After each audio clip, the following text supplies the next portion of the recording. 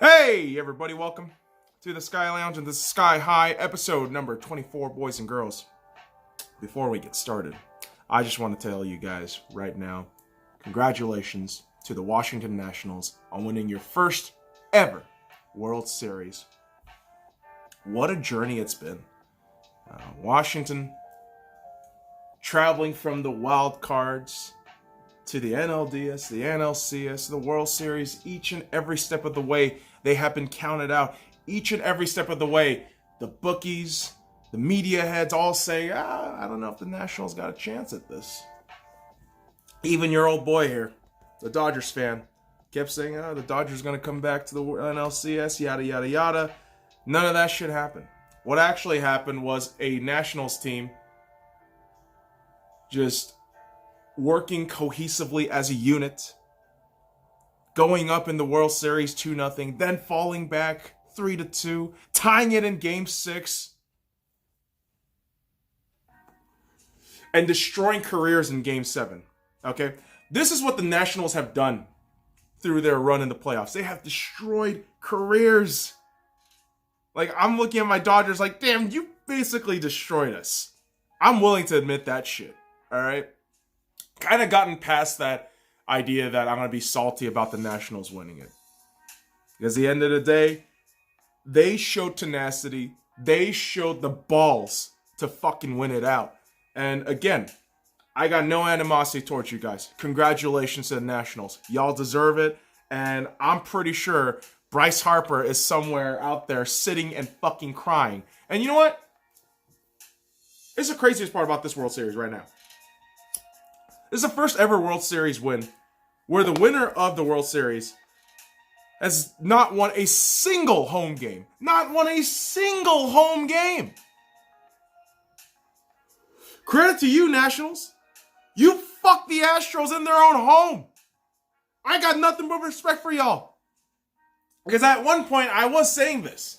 You can rewind the tapes. I've been saying, oh man, not the fucking Nationals lose because they beat the fuck out of us. Like, the Astros are like the enemy of my enemy kind of deal. Simultaneously, you realize the Astros kicked our ass in Game 7 of the World Series in 2017, so why the fuck should we cheer for them? As a Dodgers fan, this is a lose-lose World Series. There's no fucking way we come out of this happy or positive. But all we can do as baseball fans is cheer. Cheer for the franchise that has been tortured for years, for decades. Not just as Washington Nationals, as the Montreal Expos. This is for Montreal. Crazy, man. Houston blew this game. And to be quite honest, Houston blew Game 6. You had to close out with Justin Verlander. I can't believe you didn't do that shit. Credit to Scherzer. Credit to Anibal Sanchez, man. And credit to all those guys who stuck around with that organization when everything looked dim, when everything looked awful. They stuck around, and they got the Washington Nationals a championship. Again, as a Dodgers fan, I can't be mad at y'all. I can't sit here and be salty about this. All I can do is just stand and clap because you guys did it. Congratulations. And yeah, as a Dodgers fan, it sucks. It sucks to see the team that beat your ass move on to the World Series and win it. But credit where credit is due, man. Washington shell-shocked Houston in Game 7, 6-2. As for the Astros, holy shit! How do you have the best record? You get all those fucking players in, and you can't fucking close out Game 6 and 7. Holy fuck, Astros. You realize you didn't win a single game at home, right? You realize that, right, Astros? You have not won a single game at home, which is the other fucking weird aspect about this.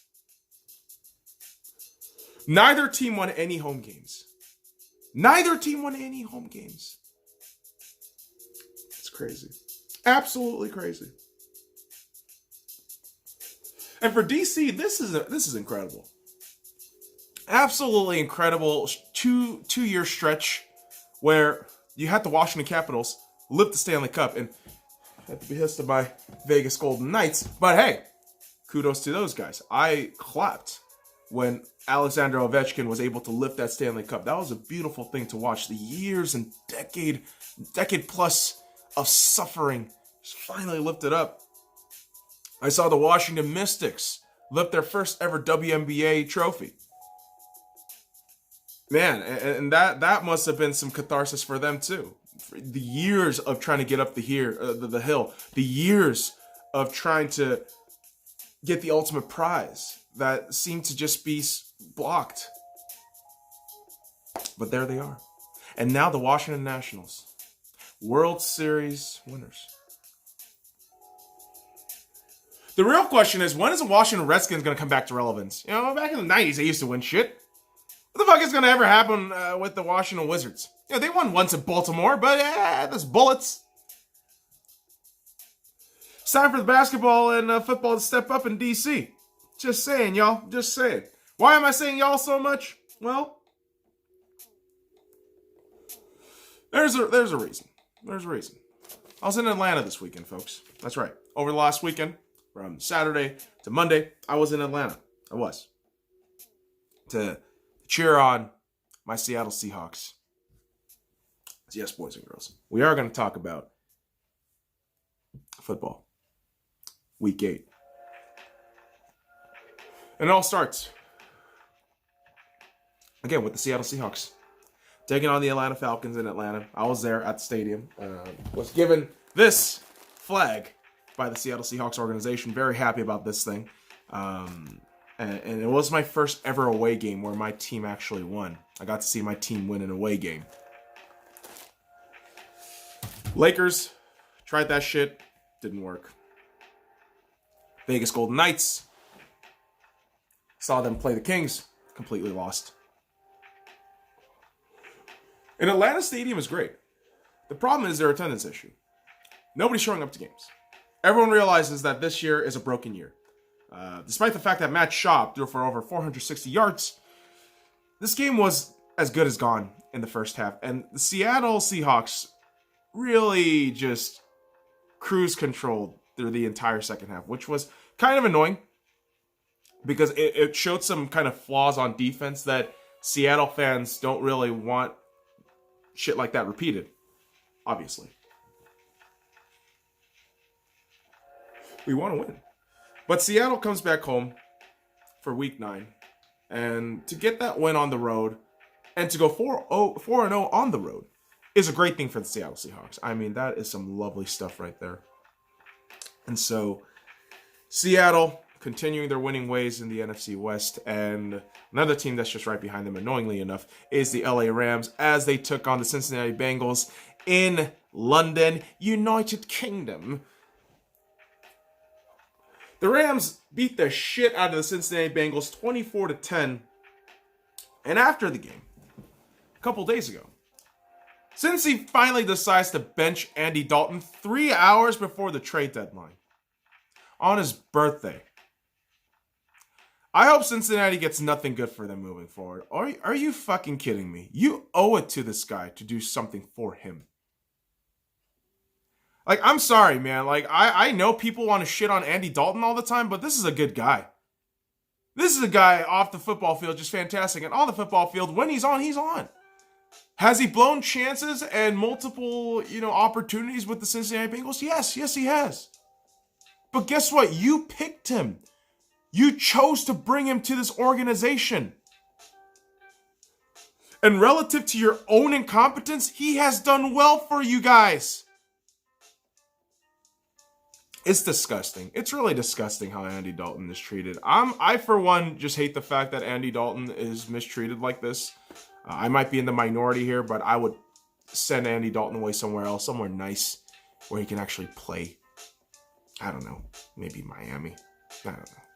I have no idea because the Rams fucking neutered the Cincinnati Bengals. I mean, they fucking just ripped their dick off. It wasn't even neutering. They just ripped their dick off, like straight up with their hands, like ape style. Because you have Cooper Kupp, 220 fucking yards on 7 receptions. Jesus Christ. That's some insane shit.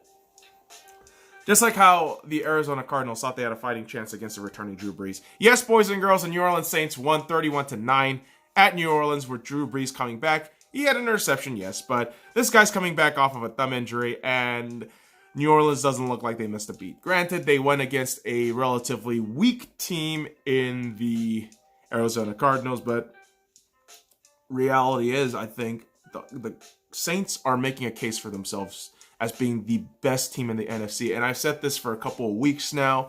Even when Teddy Bridgewater was being the field general there, I genuinely believe that this Saints team is the best in the NFC, top to bottom.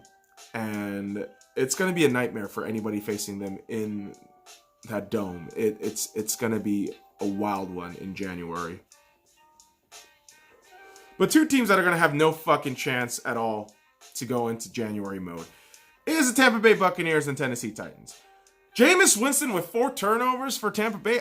For fuck's sakes, can you bench him already? Marcus Mariota on the other side's already fucking benched. Can you fucking do him that favor already? Ryan Tannehill looks decent. This is the kind of world we're living in right now. You're benching Marcus Mariota for Ryan Tannehill. They're all terrible. They're all terrible. And both teams are going to be on road games for week 9. You think any of these teams are going to do well? No, they're not. What the fuck do you expect from Tennessee at this point? A decent run, 10-6, so you can go to the playoffs? That shit ain't going to happen. What do you expect from the fucking Tampa Bay Buccaneers? Jameis Winston's going to turn around. Bruce Arians is going to make a magical run to the playoffs. That's not going to happen. Stop it. Just like the folks that are saying, Joe Flacco. No, he's dead. Joe Flacco's injured. He's dead. All right? And so are the Denver Broncos. They lose 13-15 against the Indianapolis Colts. The Colts, keep on trucking. No Andrew Luck, keep on trucking. No karma's going to hit them right now, maybe in the playoffs, but they're going to keep on trucking. Because I can guarantee you they are getting to the playoffs. Frank Reich, that O-line, that defense, oh boy. And Jacoby Brissett is decent enough, oh boy. They're getting to the fucking playoffs. With the way the AFC is looking up right now, Jesus, it looks disgusting. No thanks to you, Denver. Just awful. Just awful. What do you want me to say about you? Oh, there's no Joe Flacco. Maybe there's hope for you in the future. No, there's not. What are you going to put a Drew Lock and hope that he can fucking do something? You know, pray?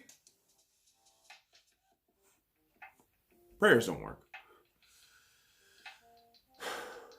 Just like the prayers of an unbelievable Buffalo team that has 1 loss and beats the Patriots in the playoffs. No, they get their ass pounded by the Philadelphia Eagles at home, 31-13. I mean, Philly crammed the fucking running game down Buffalo's throat. That's all there is to it. And they couldn't respond. Josh Allen just very limited. Now, if I'm Buffalo, just saying right now, I'm looking at a situation where I'm thinking, Josh Allen's decent. He's decent. He's good. But he might have injuries. Very physical / mobile guy. Those kinds of guys get injured. Who should you have as backup? May I suggest to you a young ginger quarterback in Cincinnati named Andy Dalton? Just saying right now. He's the one that got you into the playoffs for the first time in a decade, right? More than a decade. Buffalo. Should definitely get Andy Dalton. Not hiding that right now. Get Andy Dalton. Do it! In the near future, because trade deadline's over. But, listen.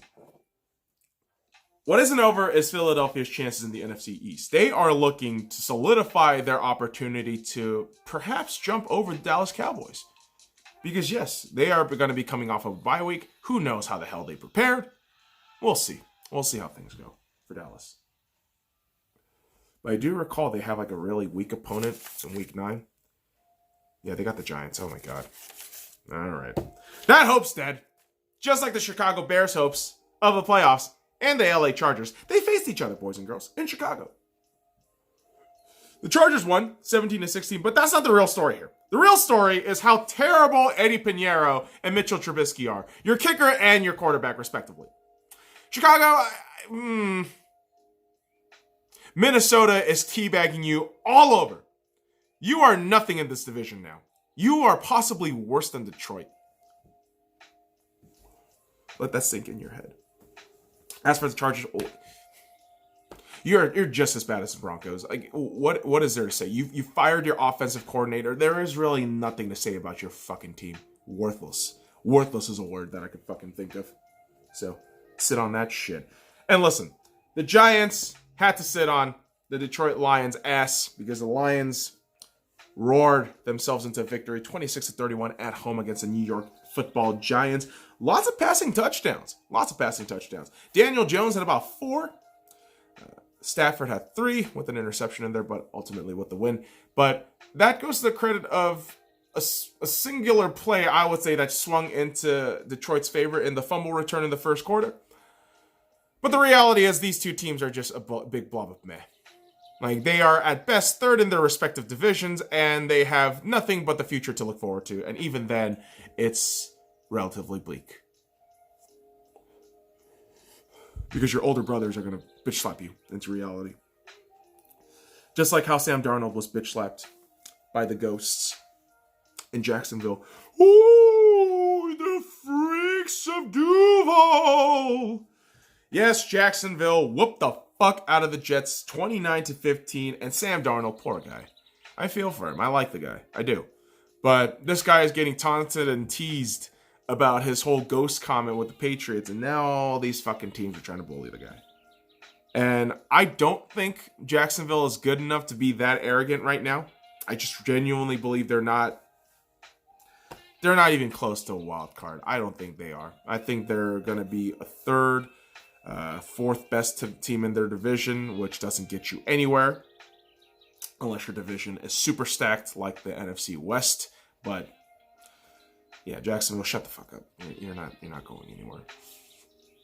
And the Jets just kind of butt fumbled themselves into a high draft pick. And Le'Veon Bell all about, no, we got to be together. Like, what the fuck? Like, who are you? Like, you didn't say this shit in Pittsburgh. Although, to be fair, Pittsburgh is led by kind of a cantankerous figure. But we're going to move on. We're going to move on to the Carolina Panthers getting their ass cream pied by the San Francisco 49ers. Holy fuck. 51-13, and which brings the 49ers to a 7-0 record. Oh, God. They got to go against the Cardinals tonight on Thursday Night Football. I worry for the Cardinals' safety. I do. Their literal safety and their actual safeties on the field. Yeah, I don't know, man. I'm pretty sure Carolina comes back this week, but San Francisco, I am just really worried about how good they are in terms of defense. Offense, very questionable. Very questionable. You can still get at them. But Monday Night Football, in about a week or two, you're going to have a Week 10 battle between the Seattle Seahawks and the San Francisco 49ers before the Seahawks go into their bye week. It's going to be a huge game. That's going to be a huge game. I believe that will genuinely be a division decider in the long run. So hopefully the Seahawks grab a win there. But hey, unfortunately, who didn't grab a win was the Cleveland Browns. They got ass blasted by the New England Patriots. Bill Belichick engineering a 27-13 win and garnering his 300th win in the NFL. Congratulations to Bill Belichick, the greatest head coach of all time. I don't want to hear anything else about this shit, boys and girls. I don't want to argue with anybody about how Tom Brady is the greatest quarterback of all time, because he is. It's unbelievable. Absolutely unprecedented. And what wasn't unprecedented and kind of obvious was the turnover mistakes. The Cleveland Browns with 3 turnovers, mostly by Baker Mayfield, unfortunately, fucked them over this game. It did. And Baker Mayfield does not look good in the media right now. Of course, storming out of a press conference, more or less an interview. It's unfortunate the media is going to paint him like a piece of shit, but I know what kind of guy he is. Baker Mayfield is a competitor. Baker Mayfield is a guy who wears his heart on his sleeve. He knows how bad he is doing. I assure you, this is a guy who I'm sure is beating himself up right now thinking, I know I'm better than this. I'm going to do better than this. And I believe he will get better than this. I am a Baker Mayfield fan. I have not stopped being a Baker Mayfield fan. I cheer for Baker Mayfield to do well in this league. And I think right now, this hiccup aside, he will do great. He will become great. I think this is a challenge that he has to just face. But his entire team isn't helping. Let's be real. Is Freddie Kitchens really the fucking answer? Hell fucking no, he's not. Hell fucking no. Get an actual coach. Browns, come on. Help Baker out. Baker's your future. Nick Chubb is your future. Your punter is your future, by the way. He's a great punter. But Jesus Christ. It's hard to look at the future when shit gets bleak. Just like the Houston Texans, as they win 27-24 against the Oakland Raiders. But J.J. Watt goes down injured for the rest of the fucking season. It's unbelievable. This guy is such a fucking specimen, and he just injured every season. Every season. And Deshaun Watson's going to do magical things. Of course he is. He's fantastic. He's a fantastic quarterback. But I feel like Houston's going to get screwed if they keep losing guys to injuries and not prioritizing on keeping Deshaun safe on the offensive line. Oh, they got better with Laramie Tunsil. That's one guy. That's one guy on the left tackle. Oh, my God. Can't talk logic to people. Just like these two fan bases, the Green Bay Packers and Kansas City Chiefs. No, motherfuckers, I'm not going to apologize for that shit. But yeah, the Green Bay Packers won 31-24. Congratulations, Aaron Rodgers is doing great. Go suck him off, fanboys. I don't give a shit. I don't even want to fucking deal or hear that shit right now. It's really annoying. But no Mahomes, Matt Moore gets in there, does a decent enough job. But LaShawn McCoy, with the fumble, just fucks over Kansas City chances.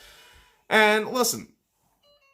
The reality is, Kansas City is going to fuck up a couple of games. But do you think the AFC West is going to catch up? I don't think so. I don't think so. It's just a thing. It's just a thing. Just like how Miami might look like a football team for like 5 minutes in a football game. But they're not. They're not. They're like easy, stupid, dumbed down, degenerative mode on Madden. On like Madden 04 with glitch problems on the Dreamcast. And that's how they always lose. They're terrible. The Pittsburgh Steelers, 27-14 win. They pound their chest. Ah! Yellow town! Yeah! You were losing 14-0 at one point. Miami literally said, oh, guys, we can play. We're decent enough. We checked in. All right, tank Bo back. As for the Steelers, you're going to actually take this victory seriously. I don't think they're good enough. And with the injuries on top of that shit, Jesus Christ, Pittsburgh. I don't know what to say. I just don't know what to say, man. I don't. Other than the fact that, man, Week 9 is going to be a really interesting game for you guys because I genuinely believe Indianapolis is going to come in there, beat your ass silly. You're a salty little Seattle fan. Well, you know what? You know what you can't call me anymore? Little fucking bandwagoner. All right? All you little fucking goblin cocksuckers, right? Fuck you. Fuck all of you. Because I'm the motherfucker. All right? If you're a so-called bandwagoner, all right, then how come I'm the motherfucker who gets my motherfucking money, fly over out of state to go watch my motherfucking team, cheer them on for 3 fucking hours, get rewarded for my patience of waiting the game with an away flag from the love of the organization who I love back, and I cheer for them every week. You're gonna call me the fucking bandwagon, you piece of shit? You ignorant motherfuckers, go suck my motherfucking dick. Oh, he's just trying to be a badass. No! Just trying to be a fucking honest guy!